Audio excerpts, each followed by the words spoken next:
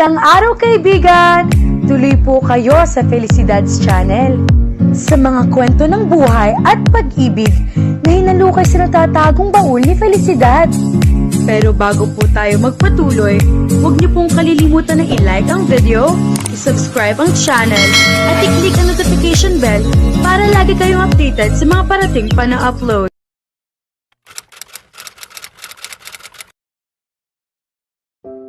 Kumusta ang lakad mo, Elaine? Nakaupo na sa sopa si Elaine habang hinuhubad ang kanyang sapatos. Pagkatapos ay isinandal niya ang likod sa sandalan. Hindi na ho ako babalik doon, Anya. Ano nang ibig mong sabihin? Tanong ni Aling Inyang habang naupo rin sa katapat na upuan. Hindi ko gusto ang matandang manager na nag-interview sa akin, sagot ni Elaine. Hindi maganda ang pakiramdam ko sa kanya. Na-interview ka na pala. Pero ayaw mo nang bumalik.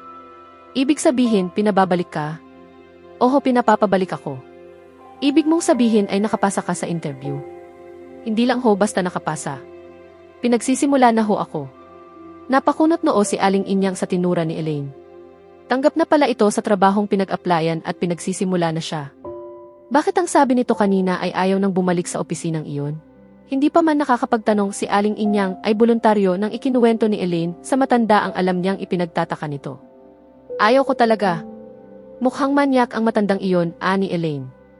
Pagpasok ko pa lang sa private office niya, hinawakan agad ako sa braso at inalalayan hanggang makaupo ako sa malambot na sopa na naroon.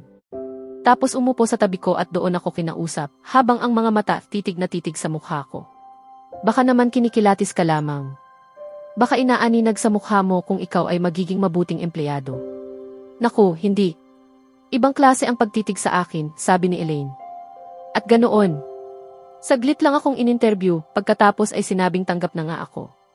At bukas na bukas din ay maaari na akong magsimula bilang sekretarya niya. Tumindig na si Elaine. O siya, papasok muna ako sa kwarto ko. Okay, pumasok ka na. Gusto niyang umidlip muna. Kaya nang mahubad niya ang damit na ipinanlakad at makapagsuot ng duster ay humiga na siya sa kanyang kama. Hay, kailan kaya siya magkakatrabaho? Nasa isip niya. Ilang buwan na ang nakalilipas mula nang magtapos siya ng pag-aaral.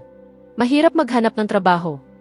Kaya kahit sekretarial ang kanyang tinapos na kurso ay ikinukondisyon din niya ang kanyang sarili na kahit anong disenteng trabaho na makatugma ng kanyang kakayahan at kapabilidad ay kailangang handa siyang pasukin. Kahit sales lady. Kahit minimum lang ang sweldo. Wala pa naman siyang eksperyensya sa pagtatrabaho. Kung gawaing bahay nga lamang ba, ay baka sobra-sobra pa siya sa eksperyensya. 22 taong gulang na ngayon si Elaine. Sekretarian nga ang kanyang pinag-aralan. Pero ang totoo, ang gusto sana niya ay maging abogada. Noong bata pa siya ay iyon na ang kanyang pangarap. Kasi nga ay bata siya noon, hindi pa niya talos na maraming balakid sa buhay ng isang tao. Hindi abot ng kanyang isip noon na ang pinapangarap niyang mapagtapusang kurso ay hindi pala ganoon lamang kasimple makamit. Pero hindi man natupad ang kanyang pangarap na makapag-aral ng abogasya, ay hindi na rin siya nakakaramdam ng kabiguan. At kahit sadyang wala ng pag-asa pang maging abogada siya, kahit sa susunod na mga panahon ay kontento na rin siya. Dahil kahit papaano ay maituturing niya ang sarili na isa sa mga taong hindi ganap na nakaranas ng kalupitan ng buhay. Ulila na kasi siya. Edad 14 siya nang mamatay ang kanyang ina na tanging magulang na kanyang namulatan at nakasama. Lumaki siya at nagkaisip na walang nakasama at nakilalang ama. Wala rin naman siyang nakilalang kamag-anak. Dahil ang kanyang ina ay mula sa isang malayong probinsya na nakipagsapalaran sa Maynila. Mabuti na lamang at kinupop siya ng kanyang ninang Rosa. May kaya sa buhay ang kanyang inang Rosa.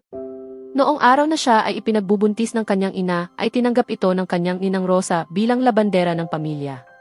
2 lamang ang naging anak ng kanyang ninang Rosa, isang lalaki at isang babae na noong siya ay maulila at kupkupin nito ay kapwa doon na nagtatrabaho at naninirahan sa Amerika. Pabalik-balik naman sa Amerika ang kanyang ninang Rosa. At sa kasalukuyan ay muling naroon. Kaya sila lamang ni Aling Inyang ang magkasama sa bahay na ito. Si Aling Inyang ay matagal nang dito naninirahan hindi lamang bilang kawaksi sa bahay, kundi bilang kapamilyang tunay. Napakalaki ng kanyang utang na loob sa kanyang ninang Rosa. Kaya pursigido siya sa paghahanap ng mapapagtrabahuhan. Para naman makita ng kanyang ninang at maipagmalaki na may nagiging bunga ang pagkupkop at pagpapaaral niyon sa kanya. Pero kung ang kanya namang mapapagtrabahuhan ay among manyakis na tulad ng matandang iyon kanina ay magtitiis na muna siyang walang trabaho. Pasasaan ba at makakakita rin siya ng mapapagtrabahuhan. Hapon na nang makauwi si Elaine. 3 opisina kasi ang pinuntahan niya at pinagpasukan niya ng kanyang application form at biodata. Kanina, habang siya ay sakay ng bus papauwi, ay pumasok sa kanyang isip na mabuti pa yatang mag-apply na lamang siya ng trabaho sa abroad. Ngunit hindi naman ganoon lamang kasimple ang mag-apply upang makapagtrabaho sa ibang bansa. Oo nga at nakakalusot kahit walang eksperyensya ang aplikante, ang malaking problema ay ang gastusin. Bukod sa napakalaking halaga ng placement fee na ibinabayad ng aplikante sa opisinang nagpapalakad ng trabahador papuntang abroad, ay higit na napakalaking halaga ang hinihinging lagay ng mga iyon sa aplikante. Pinagbukas ni Aling Inyang ng pinto si Elaine. Inabot ka ng hapon, Elaine, wika ni Aling Inyang. Oo nga. Mahirap talagang mag-apply eh. Talagang ganoon. Ang mahalaga ay huwag kang susuko at huwag mawawala ng pag-asa. Ganoon nga. Katatapos lamang nilang maghapunan nang tumunog ang phone. Si Aling Inyang ang sumagot sa tawag. Si Elaine ay kasalukuyang abala sa paghugas ng mga pinggan sa lababo. Nagulantang na lamang si Elaine nang marinig niya na parang biglang nagpalahao si Aling Inyang. Dali-daling iniwan ni Elaine ang ginagawa. Sa isang panig ng sala, sa kinaroroonan ng phone, nakaupo si Aling Inyang, may luha sa mga mata. At para itong nakatanga sa kawalan habang hawak pa rin ang phone na nakadikit sa tainga. Nana Inyang, bakit? Ang ninang mo. Ani Aling Inyang na sinundan ng impit na paghagulhol. Kinuha ni Elaine ang phone sa kamay ni Aling Inyang. May malalang pangamba na sumigid sa kalooban niya. Hello ninang. Boses lalaki ang narinig ni Elaine. Boses na ang bawat pangusap ay nagdulot sa kanya ng hindi matingkalang pighati. Naririnig niya ng malinaw at naunawa ang mabuti ang lahat ng sinasabi ng kausap. Pero walang makalabas na pangusap sa bibig niya. Manapay paghikbi ang nula sa kanyang bibig. Paghikbing sinundan ng pagbalong ng luha niya. Tahimik na sa kabilang linya. Kapwa namimighating nagyakap sina Elaine at Aling Inyang. Ang kanyang ninang Rosa, sumakabilang buhay na. Atake sa puso ang naging sanhi. Ang tumawag si Greg, anak na panganay ng kanyang ninang Rosa. Ipinaalam sa kanila ang trahedya. At ipinabatid din na hindi na iuwi sa Pilipinas ang labi ng kanyang ninang Rosa. Doon na ililibing sa Amerika. Hindi ko man lamang nakausap si Ninang, namimighating sabi ni Elaine habang nakayakap kay Aling Inyang. At dahil dadalawa lamang sila ay sila na rin ang kumonsola sa isa't isa. Siguro naman ay may trabaho na ako bago maubos ang perang na ipadala sa atin ni Ninang noong bago siya namatay, sabi ni Elaine. Hindi iyon ang inaalala ko, nasabi ni Aling Inyang. Ano daw? Kanina ay tumawag si Greg, sagot ni Aling Inyang. Ano ang sabi? May kaibigan daw siya na uwi rito sa Pilipinas. Interesado yatang bilhin itong bahay. Gayong malumanay naman ang pagsasalita ni Aling Inyang ay parang bumingi kay Elaine ang kanyang narinig. Paano na tayo? Maaaring sa 1 linggo ay pumasyal dito ang kaibigang iyon ni Greg. Ulat pa ni Aling Inyang kay Elaine na bumakas sa boses ang kalungkutan. Nangangahulugan ba na hindi na magtatagal at lilisanin na nila ang bahay na ito? Kung magkakagayon nga ay nakakalungkot namang isiping wala na nga ang kanyang ninang Rosa, ay maaaring magkahiwalay na rin sila ni Aling Inyang. Ngayon pa lamang ay damang-dama ni Elaine na ulilang-ulila na naman siya. Wala naman siyang matutuluyang bahay. Maliban kung mangupahan siya. Subalit wala pa siyang trabaho. Uwi rin yata si Greg para ayusin at asikasuhin ang pagbebenta ng lupa at bahay na ito, ani Aling Inyang. Bakit kaya kailangan pa nilang ipagbili ang lupa at bahay na ito, nula sa bibig ni Elaine. Naunawaan ko si Greg. Dadalawa nga naman silang magkapatid. Pareho pang naroon sa Amerika. May kanya-kanyang pamilya. Marahil ay doon na sila habang panahong maninirahan. Kita mo naman, noong nabubuhay pa ang ninang mo hindi umuwi rito ang dalawang iyon. Ang ninang mo ang kanilang pinapunta roon. Ngayon, wala na silang babalikan pa rito. Kahit na, iba pa rin ang may uwian sila dito na sarili nilang bahay at lupa pagdating ng panahon. Maaari ba nilang makalimutang Pilipino sila? Unawain natin at igalang ang kanilang desisyon. Wala na tayong magagawa. Umasa si Elaine na hindi magtatagal at makakatanggap siya ng tawag mula alinman sa mga opisinang pinag-applyan niya. Gayunman ay naiinip na rin siya. Kapag naibenta na itong bahay ay magkakahiwalay na tayo, isang gabing makapaghapunan sila ay sabi ni Elaine. Malungkot na napailing si Aling Inyang. Iyan nga ang higit na nagpasakit sa loob ko. Uwi kayo sa probinsya ninyo. Lalong nagkaroon ng ulap sa mga mata si Aling Inyang. Hindi, noon pa man ay nilimot ko na ang daan pabalik sa baryong pinagmulan ko. Matandang dalaga si Aling Inyang. Edad 20 ng labag sa kalooban niyang lisanin. Ang pinag-ugatang lugar. Ang dahilan ay ang kahirapan ng pamumuhay sa liblib na puok na iyon na sakop ng Kabisayaan. Isang pamayanang malayo sa kabihasnan. Si Aling Inyang, na noon ay Virgie ang palayaw mula sa pangalang Virginia, ay itinaboy at sa pilitang pinasang-ayon ng mga magulang upang sumama sa isang matabang babaeng dumayo sa kanilang lugar upang mangalap ng mga kabataang babaeng ipapasok ng trabaho bilang dispatsador sa isang bagong tayong department store sa Maynila. Matamis mangusap ang babaeng mataba na tadtad ng alahas sa katawan, napakaunlad ng pamumuhay sa Maynila.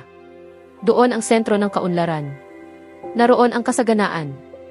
Ang inyong mga anak ang magiging instrumento upang kayong mga magulang nila na ipinanganak, nagkaisip, lumaki, tumanda sa gitna ng kasalatan at kahirapan ay makaranas ng kahit konting kaginhawahan.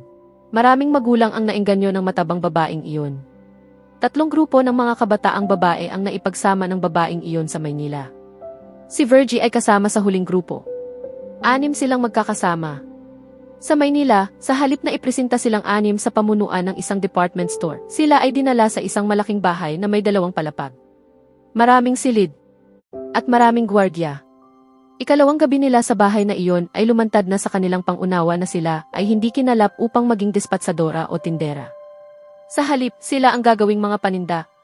Ang babaeng mataba na inakala ng kanilang mga magulang na hulog ng langit para mabago tungo sa kaunlaran ang kanilang pamumuhay ay isa palang maling akala. Dahil ang babaeng mataba ay isa palang sugo ng impyerno upang ibulid sa dilim at kapariwaraan ang mga kabataang babaeng kinalap mula sa kanilang baryo. Maraming buwan ng pagtitiis at pagdurusa sa bahay na iyon ang lumipas bago nakaalpas mula roon si Virgie. Ni-raid ng pulisya ang bahay na iyon na isang kasa o red house. Malaya na si Virgie at ang kanyang mga kasama. Ngunit ang landas pabalik sa pinag-ugatang lugar ay ayaw na nilang tuntunin. Ipinagpatuloy na lamang nila ang pakikipagsapalaran sa Maynila. Ngunit mahirap ang buhay. Mahirap kumita ng pera sa malinis at disenteng paraan. Lalo pa sa katulad nilang walang mataas na pinag-aralan at kung tutuusin ay inosente at walang muwang sa pakikipagsapalaran. Pagkaraan ng ilang linggong pagsasama-sama ng malaya ay napahiwalay na si Virgie sa kanyang mga kasama. Dahil maliban sa kanya, ang lahat ay tumahak sa landas pabalik sa pinakamadaling paraan ng pagkita ng pera sa prostitusyon. Ngunit matatag si Virgie. Para sa kanya ay isang masamang panaginip ang naging karanasan niya sa bahay na pula. At ayaw na niyang bangungutin pa. Nagsikap si Virgie. Nagtiyaga. Namasukan siya. Una ay naging waitress siya sa isang restaurant na pag-aari ng isang Chinese. Sumunod ay naging tindera naman siya sa isang malaking tindahan ng damit sa Quiapo. Doon nakilala ni Virgie si Mrs. Rosa Tanega na kaibigan at suki ng may-ari ng tindahang iyon. Mabait si Mrs. Rosa at kahit si Virgie ay tindera lamang doon, naging magkaibigan sila. 5 taon ang katandaan ni Mrs. Rosa kay Virgie. Ang lahat sa buhay niya ay naisiwalat ni Virgie kay Rosa. Dahil sadyang mabait si Rosa at sila naman ay naging magkaibigan na ay inalok nito si Virgie na sa halip magtiis mamasukan bilang tindera ay doon na ito mamasukan sa bahay niya. Hindi na kailangang kumbinsihin pa ni Rosa si Virgie. Agad-agad ay sumama ito. At sa paglikwad ng panahon ay napatunayan ni Virgie sa sarili na ang hakbang niyang iyon ang pinakatama niyang ginawa makaraan ang madilim na episodyo ng kanyang buhay. Si Virgie, bagamat kawaksi sa bahay ng mga Tanega, ay parang nakatagpo ng sariling pamilya. Nakailang taon na si Virgie sa piling ng mga Tanega nang maging labandera plansadora doon si Laura, na bagamat halata na ang pagdadalang tao ay tinanggap pa rin doon. Si Laura ang ina ni Elaine. Sa isang maliit na paupahang kwarto, hindi kalayuan sa bahay ng mga Tanega nakatira si Laura, kapiling ang kinakasamang lalaking nakabuntis dito. Ngunit bago na ipanganak si Elaine, iniwan ng lalaki si Laura. At mula noon, wala nang nabalita patungkol sa lalaking iyon na ama ni Elaine. Nana Inyang, pukaw ni Elaine kay Aling Inyang. Wala na akong babalikan, mahinang sabi ni Aling Inyang. Makaraan ng ilang sandaling pananahimik at pagmumuni-muni. Dito na ako nagkaedad sa bahay na ito. Si Rosa at ikaw na lamang ang inari kong kapamilya. Pero iniwan na tayo ni Rosa, nangatal ang boses na dugtong, namasa ang mga mata. Kung maaari ay ayaw kong magkawalay pa tayong dalawa, Elaine. Ganyan din ho ang gusto kong mangyari, Nana Inyang. Kapag iba na ang nagmamay-ari ng bahay na ito, maghanap tayo ng ibang matitirhan. Makakaraos din tayo, ani Aling Inyang. Parang anak na kita. Mahirap nang tanggaping wala na si Rosa ay mawawala ka pa sa akin. Tulad kay Ninang, itinuring ko na kayong ina, sabi ni Elaine. May namuong luha sa kanyang mga mata. Ayaw ko na maging ulila-uli. Sa susunod na kabanata mga ka-Felicidad, maaaring harapin ni na Elaine at Aling Inyang ang mas mahigpit na hamon ng paghahanap ng bagong tirahan habang patuloy si Elaine sa paghahanap ng trabaho. Inaasahan ding lalalim pa ang kanilang samahan bilang magkapamilya sa gitna ng pangulila at pagbabago sa kanilang buhay. Kaya huwag pahuhuli, abangan natin.